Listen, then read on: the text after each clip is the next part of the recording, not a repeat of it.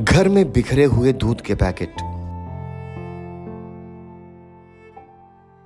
Biscuit के packet, खाना, kitchen में रेंगते कॉकरोच। इन तस्वीरों को देखकर आप भी यकीनन सोच में पड़ गए होंगे कि आखिर ये घर किसका है, कौन रह रहा था यहां और इस तरह से घर में कूड़ा कचरा फैलने का मतलब क्या है। थोड़ा आगे बढ़ें उससे पहले एम्बुलेंस में बैठे इस छोटे से बच्चे को देखिए।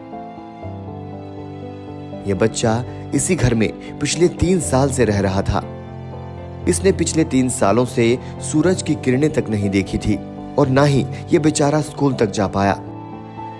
और आपको जानकर हैरानी होगी कि इस घर में इस बच्चे को इसकी मां ने ही रखा हुआ था और इसका कारण था कोरोना वायरस।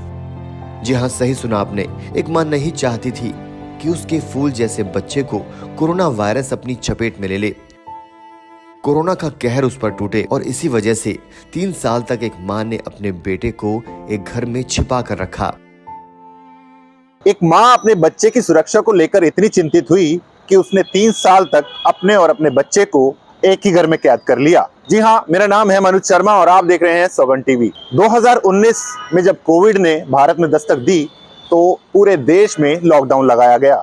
सभी लोग इस वायरस को लेकर खासे चिंतित थे। इसी दौरान इस महिला ने अपने पति के साथ अपने बच्चे को इस घर में कैद कर लिया ताकि कहीं ये लोग कोरोना की चपेट में ना आ जाएं। लेकिन समय बीतने के बाद जब इसका पति काम पर जाने लगे और एक दिन वापस लौटे, इस महिला ने उस व्यक्ति को ये कहते हुए घर से निकाल दिया कि तुम कोरोना लेकर आए हो और तुम्हें अब हमारे साथ रहने की कोई जरूरत नहीं है। तो वहीं पिछले 1.5 साल से ये व्यक्ति पास ही में कहीं किराए पे लेकर अपना गुजारा कर रहा था। इसी बीच उसने कई बार महिला को समझाने की कोशिश की, लेकिन सभी कोशिशें निष्फल साबित हुई। उसने कई बार पुलिस से भी गुहार लगाई, लेकिन पुलिस प्रशासन ने भी उसको टरका कर भगा दिया, ये कहते हुए कि आपका घरेलू मामला है और हम इसमें कुछ भी नहीं कर सकते।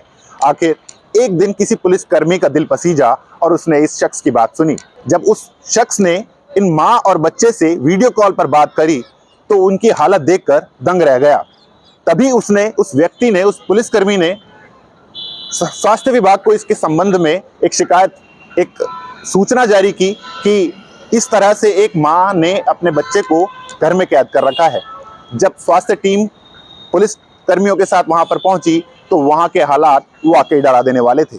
जगह जगह गंदगी के ढेर साफ तौर पर नजर आ रहे थे। तो वहीं 10 साल के बच्चे ने 3 साल से सूरज की किरणें तक नहीं देखी हैं।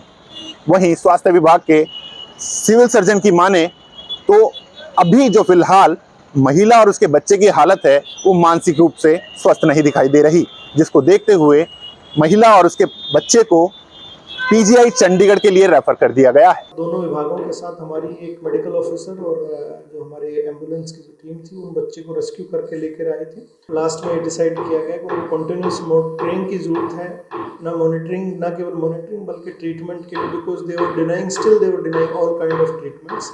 इसलिए कल देर शाम को सिविल हॉस्पिटल के जो प्रधान चिकित्सा अधिकारी थे उन्होंने और वहाँ के जो दोनों साइकोलॉजिस्ट थे उन्होंने निर्णय लिया कि इसको हायर सेंटर पर भेजने की जरूरत है। और अब ये बेटा और उसकी मां डॉक्टरों की देखरेख में है और अब ये बच्चा दोबारा से खुले आसमान में सांस लेने को तैयार है।